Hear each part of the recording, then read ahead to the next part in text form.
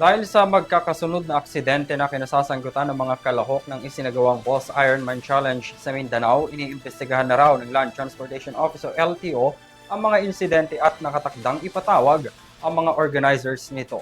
Narito po ang aking report. Ipatatawag raw ng Land Transportation Office o LTO ang mga organizer ng BMW Owners Society of Safe Riders o Boss Ironman Challenge Mindanao matapos ang kaliwat kanang aksidente ng mga kalahok nito na ginanap sa General Santos City. Base kasi sa investigasyon ng LTO sa mga viral video at litrato, malinaw raw ang paglabag ng mga kalahok sa event sa umiiral na batas trapiko. Kabilang rito ang overspeeding, use of unauthorized vehicle, accessories and modifications, illegal blinkers, failure to stop at red lights and disregard for road signs, pati na ang mandatory stop signs at lane markers.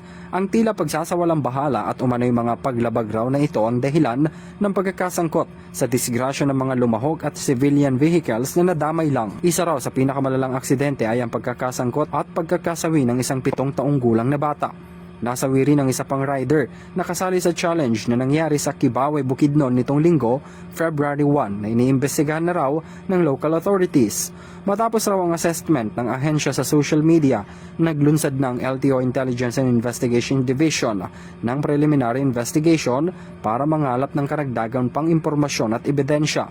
Sa oras na matapos, magpapadala ang LTO ng show cause order sa mga organizers ng Boss Ironman Challenge Mindanao.